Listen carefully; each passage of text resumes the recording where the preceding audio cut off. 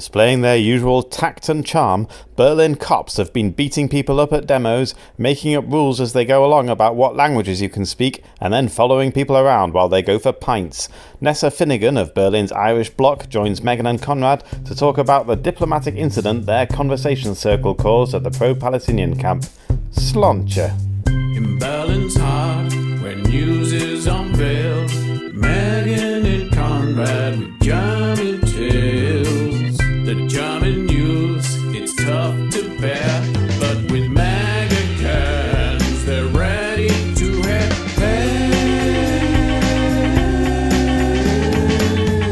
Konrad, daily news at hand. Megan feels despair, time to crack those cans. With each sip she takes, the Meg is her shield, but will it last the news? 'Cause that was the deal.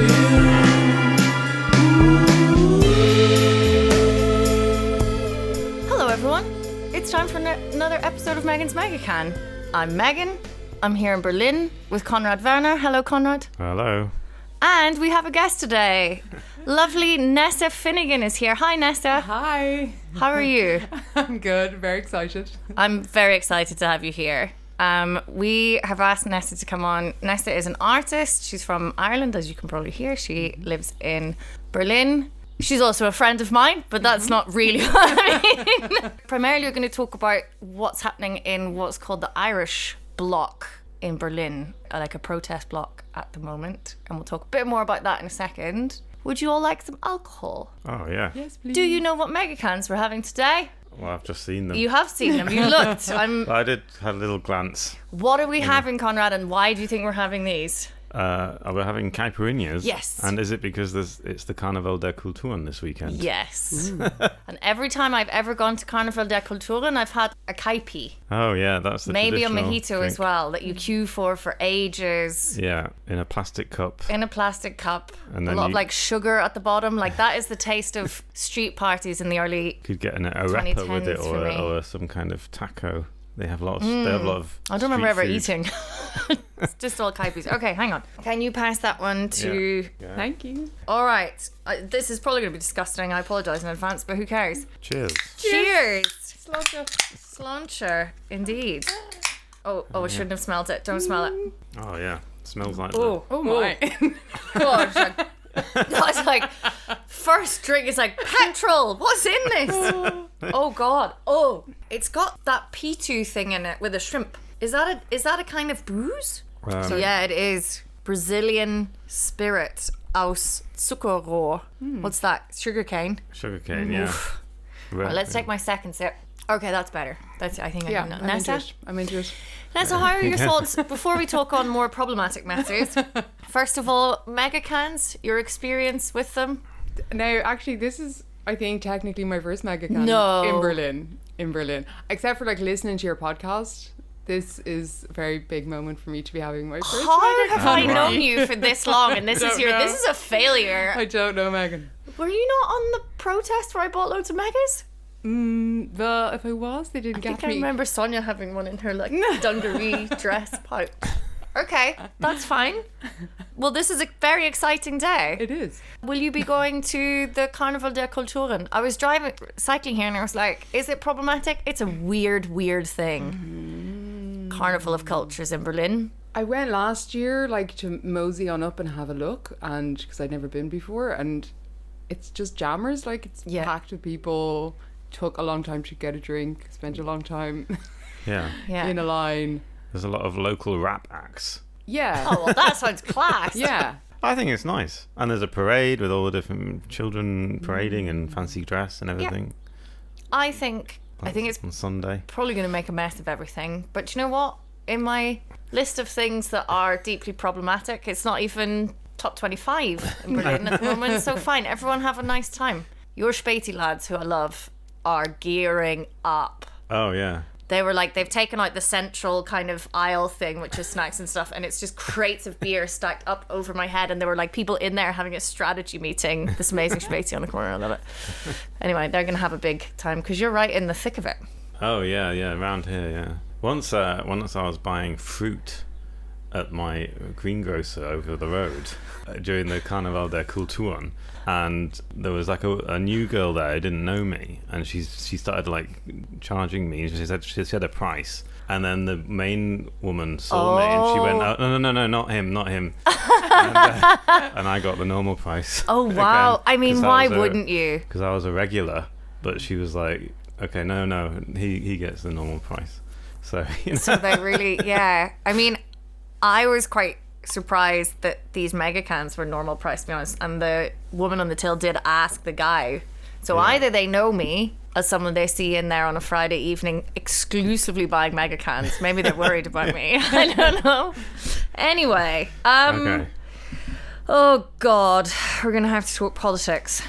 So, Nessa, what is the Irish Bloc and why does it exist in Berlin now? What is it? What happened? It's a solidarity group, solidarity with Palestine, and so that's what it is. A group of like-minded people who have solidarity with Palestine, who go to demos together, who make little actions together, have a place for discussion. And it began early this year. So like I know in October, for example, I was honestly speaking in whispers in bars about Palestine with friends, or began to learn that it was quite a taboo subject here in Germany, which I wasn't, in my naivety, was not conscious of. Yeah, same here to it. Yeah. And so started going to demos with people, and then what could I say, in a like Keats far away, other people from Ireland were having similar experiences, and kind of once you skip a few, by February, and that I know of, we had started to gather sounds a bit more serious than it was. Like we painted a banner together, and then I think our first demo together was in early March. And then since then we've been meeting and up for demos together, and offering solidarity and support in any way we can. Yeah, and if I'm right, part of the idea is also that I think in Berlin particularly, like, our right to protest is like a really ingrained, people visiting the city I think would all, you know, there's a lot of protests happening, more than your average city, I would say. If you've ever gone on to like the government website, which like shows all the protests that are registered on any given weekend, it's wild. But there has been a huge repression of any form of, first of all, outright ban on pro-Palestinian, or like solidarity with Palestine protests at the beginning of this part of the conflict. Well, they're always really heavily policed. And then, now seriously heavily policed, and also quite kind of violently, might be a word that people would dispute, but to be very diplomatic, forcefully, or I don't know. Yeah, there was the protest camp outside the Kanzleramt, which was very violently cleared by the police. Yeah, were you you were there when that camp was? Yes. What was that like? And what? Sorry, I should be asking you. Like, what has your experience been then of going to protest, wanting to show solidarity with Palestinian people, and like what's happening now? I mean, going to these demos, like these aren't the first demos I've ever gone to. So I've been to many demos before in a lot of different cities. And these demos are the first time that I've really witnessed such extreme violence from the police, and such a high level of surveillance as well. They're filming people in the demos. It feels like they're strategizing around us, and it's like that throughout the demos. They're also doing, like, we also get stopped a lot at the demos for long periods of time, so people are standing around waiting, sometimes in like the very hot sun. And these demos are nothing I've seen before or experienced before. Even in comparison with other ones in Berlin, like I know that it's, but even with the other ones in Berlin, for sure. And I think also part of the reason that Irish people have come together is that the level of surveillance or violence that Irish people might experience at these might be slightly different to what people of colour, or is that kind of... Yeah, that's definitely one of the uses of us as the Irish Bloc, for sure, is to get kind of use our we're predominantly white group, so to use ourselves as a bit of an obstruction or an obstacle or another a layer of protection between the police and especially people who are speaking Arabic as well. Especially, it seems to be a real issue for the police. This is like something that we've seen again and again. Demos. Shocking. People from Palestine might like from the Middle East. But you were at the chancellery in that camp. So how did it escalate?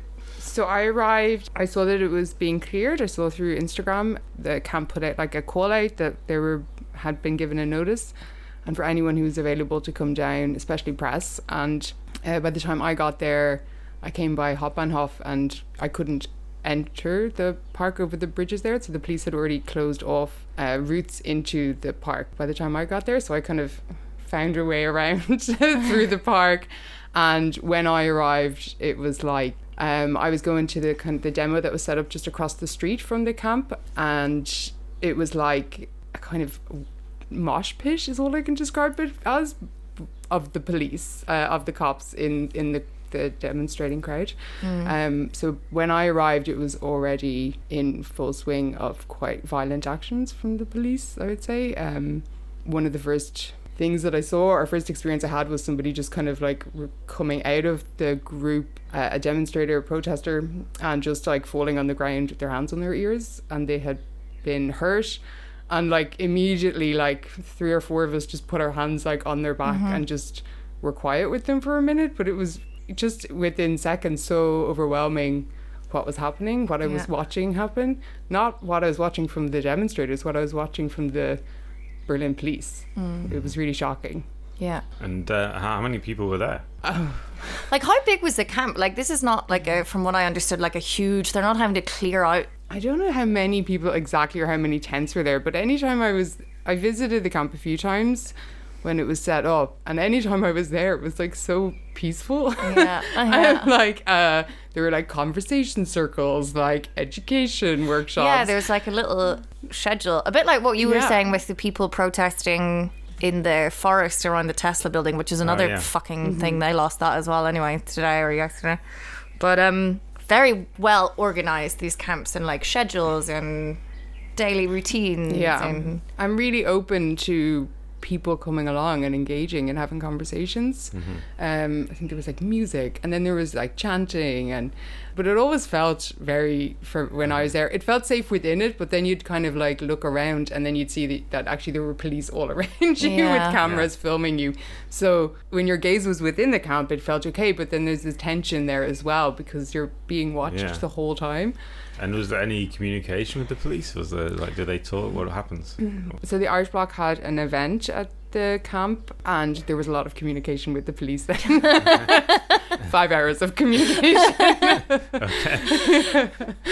Yeah. They have like a liaison officer or something, or how does it work? I don't know the details of how of that part of it. But anytime I was like passing through or in the area, I would always see the police, like the vans, the cops were always there. Right. And I think at night especially they were particularly present. Yeah. And how did they decide when to do the clearance? Is there like a time limit, or what happens? My understanding was that the camp had permission to be there, and that they were issued with a notice to leave based on violations of the agreement, which I believe were things like you're damaging the grass and you've got unregistered items, which is refers, I suppose, to this sofa, Konrad sofa, that was at the camp. Sorry, a sofa.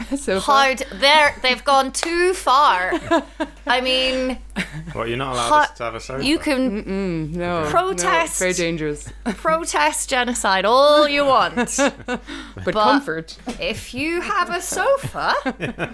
Jeepers. Okay, yeah, I think that was the sort of thing they were, but it seemed to be like there was always this like back and forth with the police asking them to do this, do that, do the other. And then it creates a system, like a culture where it's impossible. So you say you're allowed to do something, but then so that they can't then be accused of denying people their right to protest, but they make it so uncomfortable. Yes. And I want to talk about like the university stuff in a second as well, but Well, we can talk about, because you mentioned the this event that you organised at the camp. Let's talk about what happened there in late April. That is really interesting.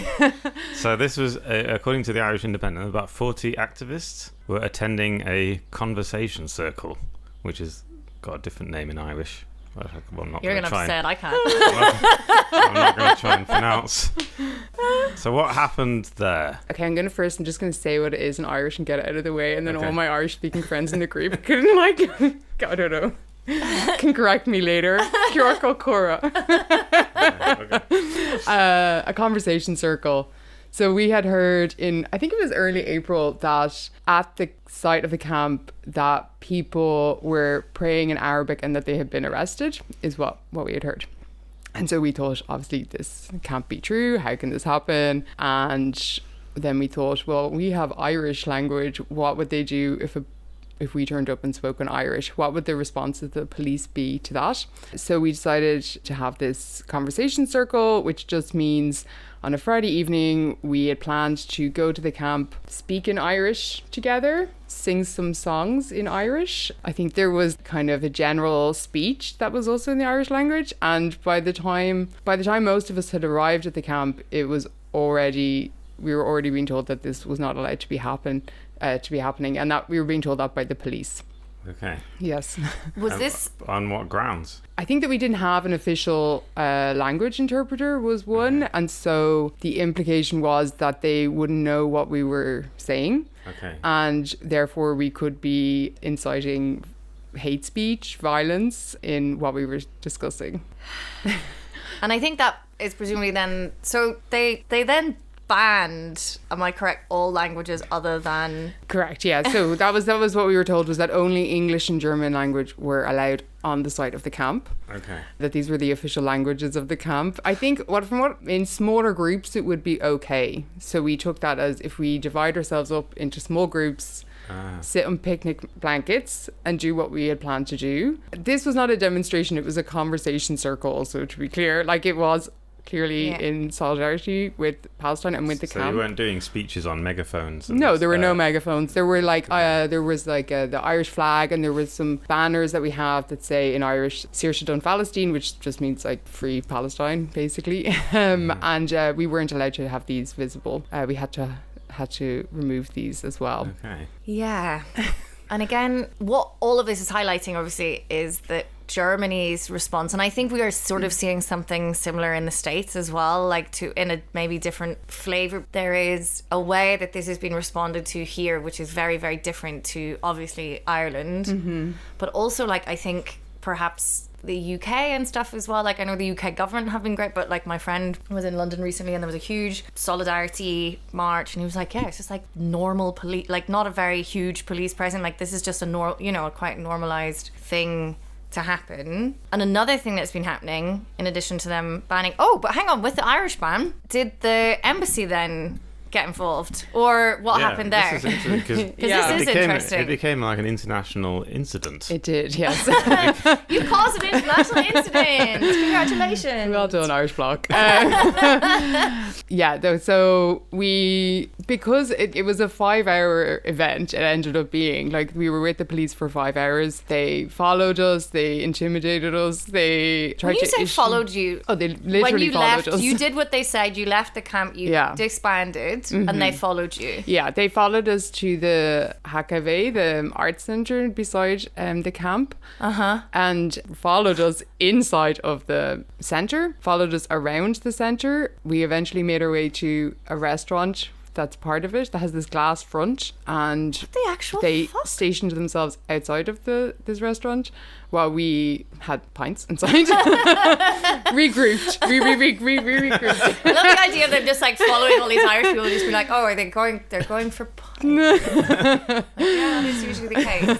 And again, this is like an interesting thing to have done, like with Irish, because it's in this instance, it's like not a neutral language. You know what I mean? It's like not Arabic. It's like this almost random kind of thing. And to kind of just reveal like the intense over policing that seems to be happening of these things for very little. Very little action. I mean, we were sitting on picnic blankets. Somebody was singing The Foggy Dew in the background. There was somebody wandering wandering around with the bar on, playing it beautifully. It was, Yeah. but while that was happening, each picnic blanket, each one of our groups that we had been broken up to was surrounded by police. What? So like we were like sitting on these mats in groups of, 5 or 6, and then standing around us was a team of cops just telling us what each of those teams were telling us. So we all had kind of inconsistent information being shared with us. Nobody could tell us how many is a small group. We later learned it was two people. That's not a group, that's a pair.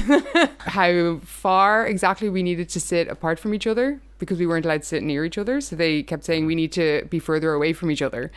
So we would move further away, and then that wasn't far enough. What? We couldn't, some of us were being told we could meet in another location that wasn't in the park. Some of them said we couldn't meet at all. Some of us were told that an Verkaltungs Act had been issued to prohibit this meeting. And when we asked to see this act, we were told that we would have to go with the police to the vans, give them our ID, and then later we could file a complaint for not having been issued it. So did you ever get the impression they were making up these rules as they went along? Funny you should say. I have my suspicions that that's exactly what was happening. Yeah. Because it's interesting with the language thing, because then police had to then confirm that no language other than English and German is allowed. Mm-hmm. And then so some people from the Junge Welt newspaper asked, well, what about Hebrew, for example? And then the Berlin police said, yeah, you can't speak Hebrew, pro-Israeli or even any kind of protest. So then they were like, so now we're in a situation where speaking Hebrew on the streets of Berlin is also banned. So it's actually really interesting what you've caused here at the Irish Bloc, because you've made, I don't know, the whole hypocrisy of the situation quite clear by doing this, sort of exposing it. What did the embassy have to say? Oh, yeah. They were probably like, Well, we're just here to sell butter. Totally. And talk to people who've lost their passports. Yeah. What? No, what was their response? Well, it's interesting because actually, like, promoting Irish culture is part of the, one of the things that any embassy wants to do, I think, in another country, and in any other context, a group of Irish people meeting up and singing in Irish would probably be applauded. And it's also 2024 is the year of the Zeitgeist, which is this program of like Irish culture being promoted heavily in Germany, and now they fucking banned Irish in public spaces. Yeah. And it's very difficult, particularly in an Irish context, to separate art and music from politics. And like, we were at that cultural event, and it is going to involve politics, and Palestine is probably going to be a topic. So like, what are they going to say? Like, no one at any of these events can... Yeah. Well, this is like part of the point, is that as soon as Palestine and solidarity is mentioned, this is when it gets shut down. And that's kind of anyway, personally, I'm hopeful is that it's not so much about the Irish language, like it was an act of this to highlight this hypocrisy that's existing within Germany at the moment, and this really twisted logic that just goes in circles. It doesn't, you think you have a hold on it, and then you're back at the beginning of the circle again. And it's because it's not, this weird twisty logic loops happens when, and it happens when you speak to people that you know maybe from Germany, who in all other political aspects are kind of like, you agree with them, and it's this kind of weird jumping through hoops where you have to not talk about any context here. Like, it's a very odd thing. Yeah. But anyway, did the Irish embassy did you get a prize, a medal? What do they award you in Ireland? So we informed the embassy of what happened, and they met with some of the group, and I was not at the meeting, so I can't talk about the meeting, but they were I think supportive to a point. I'm not sure. Like, we're not going to go and really do anything, but we're not going to... Yeah. I think to be kept informed of things that happen to Irish citizens is part of the role of the embassy. And so in that context, we can be in communication with them, I would assume. I think I saw the response, and I think I was like, that's probably better than I thought from...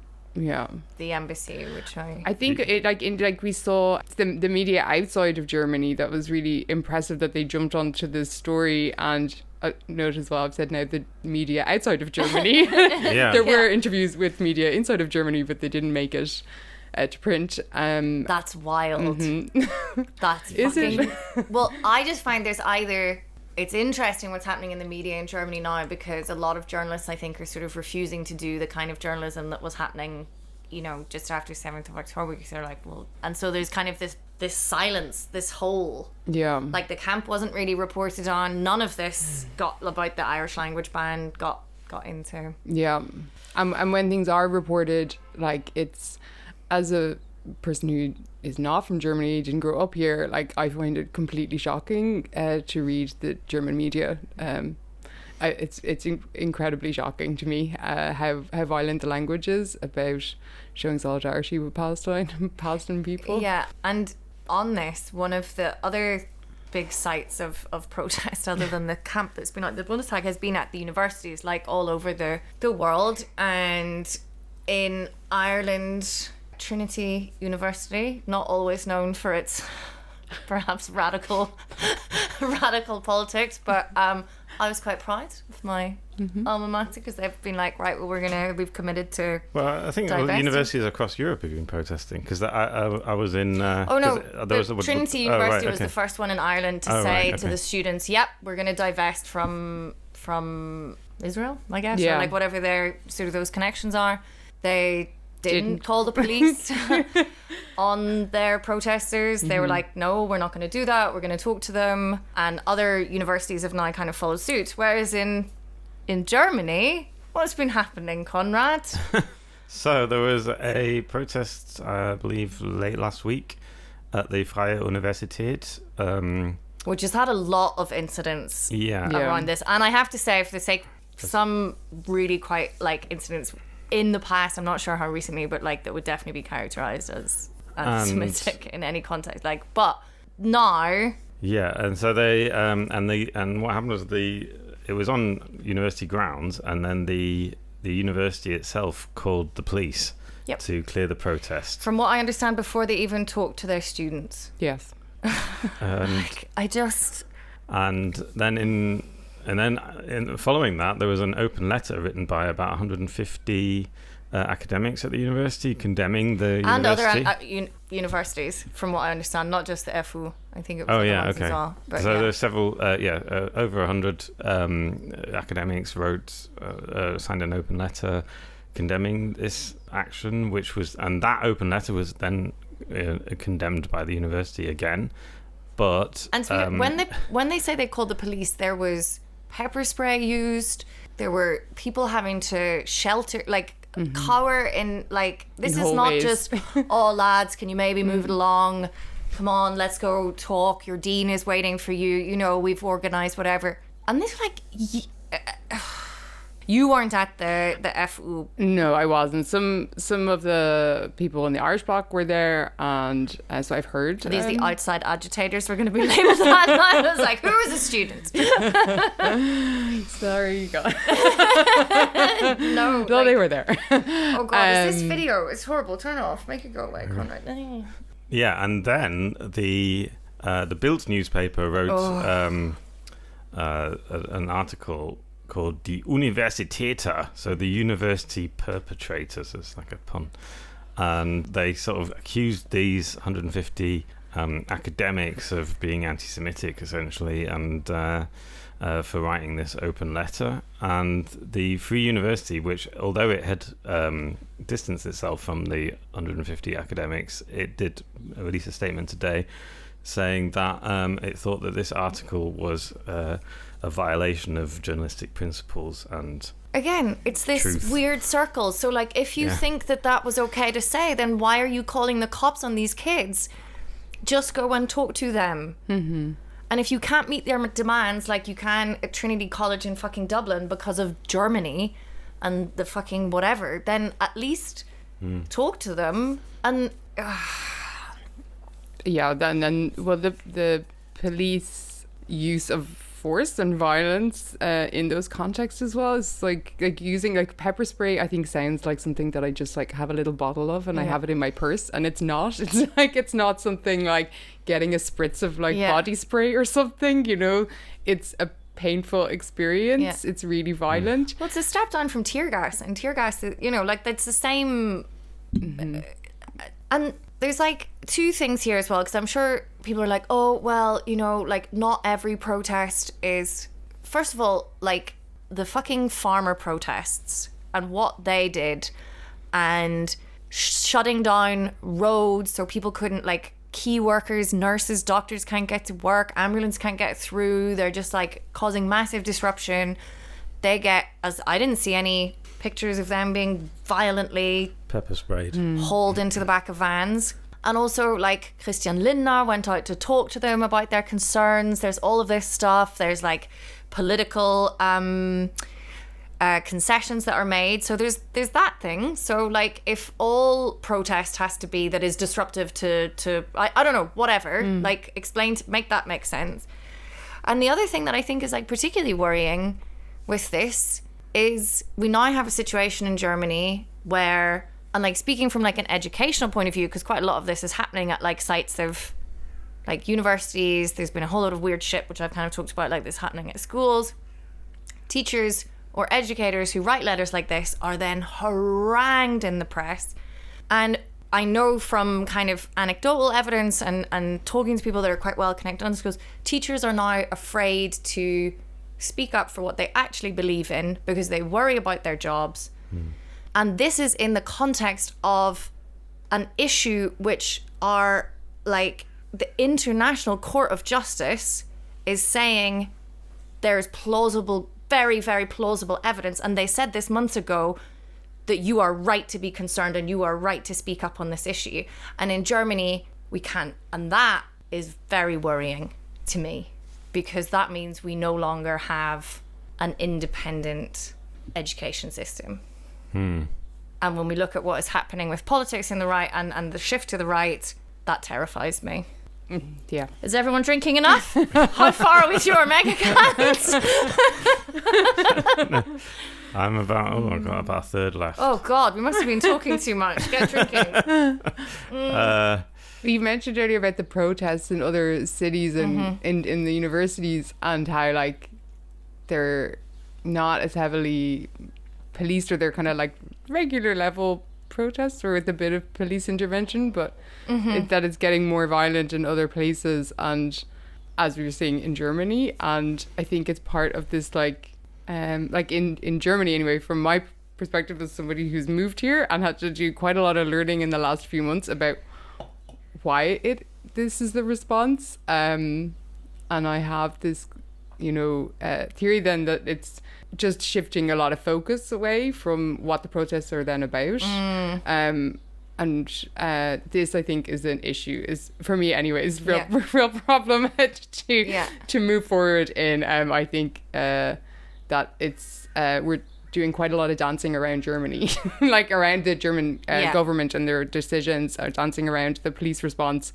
And if those things weren't there, if this level of fear about going to demonstrations didn't exist, like this probably would have run pretty smoothly. Like if people weren't being so violently intimidated and physically assaulted. And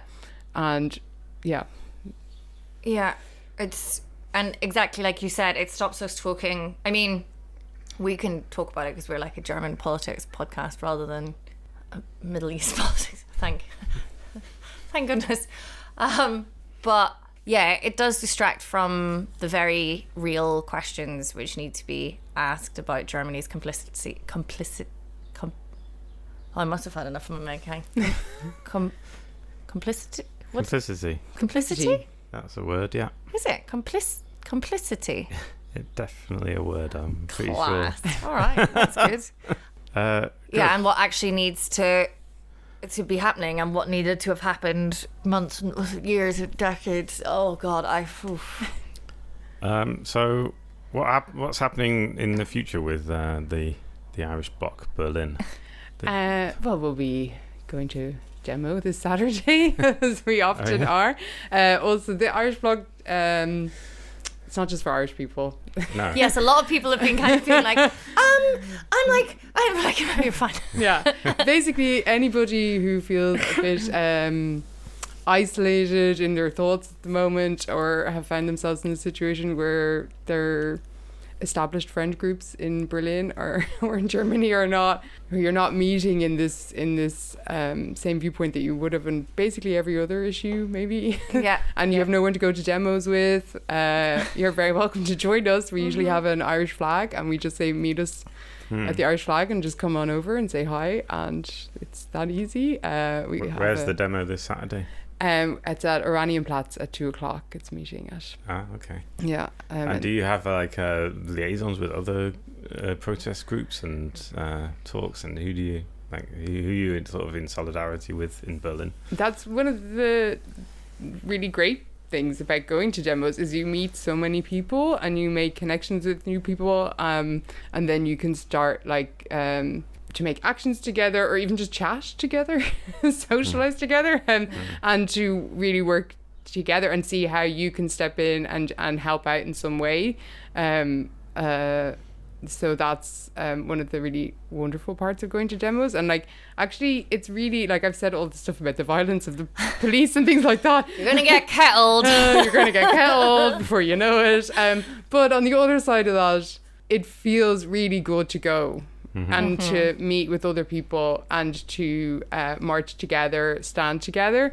And the fact that people have been out demoing for months, this was in this kind of level of intensity. Obviously people were making demonstrations for years before this, but throughout winter, dead of night, darkness, 4:00, people were out on the streets and doing this every week, every day in some cases. And that is so meaningful, and they're really, I think, to be applauded for that, the people who are doing this, so who are leading this, the organisers and speakers at these events. So anyone who wants to join us, we're on Irish Bloc on Instagram. We always post there. Okay. On the socials. I also have a demo to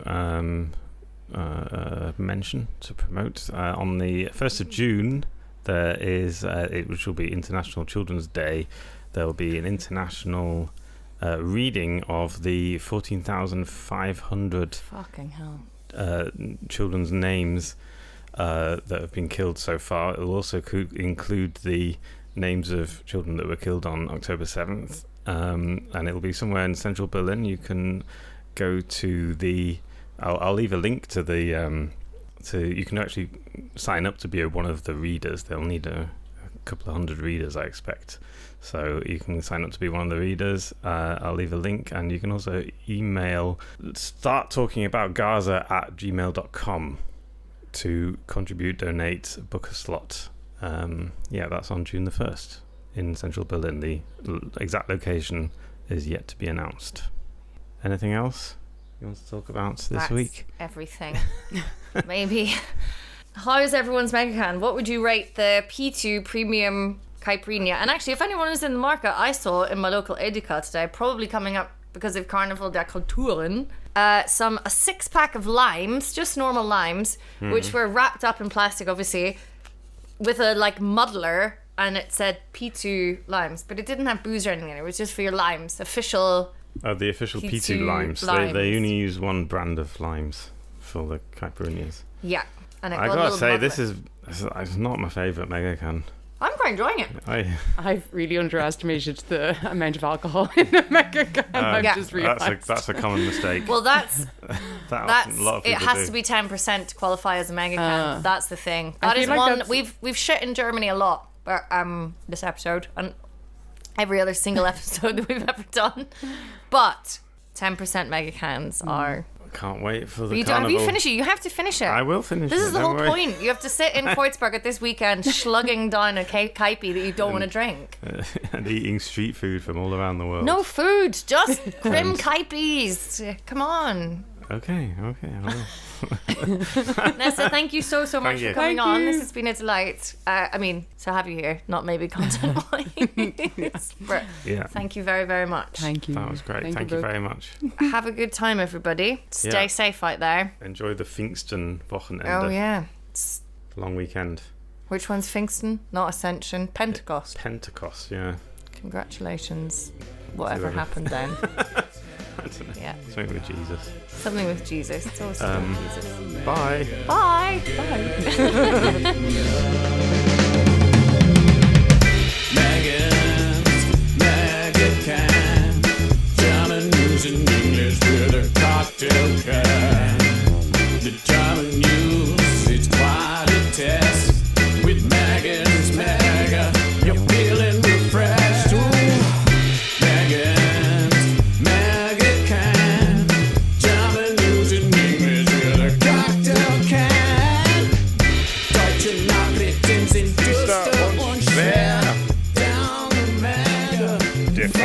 of fear.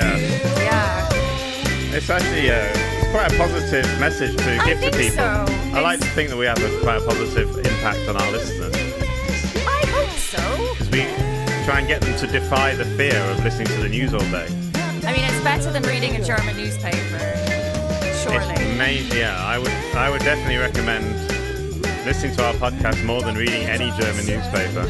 German newspapers barely have pictures. No. Like fucking, it's just a brick of text. Oh yeah, and they seem to make a virtue of it. They think it's like so great to have no text. Not like you Americans pictures. with your fucking colour pictures.